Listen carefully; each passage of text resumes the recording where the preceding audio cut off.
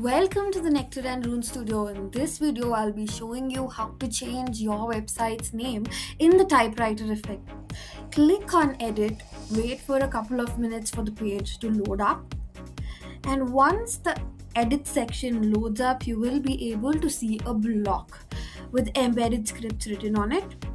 So double click on this and you will open the coding panel.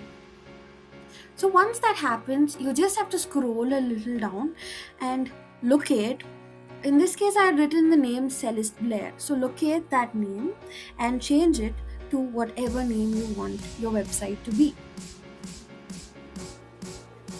Now you just have to save and you will see how your name displays in the hero section instead of the name that I've typed.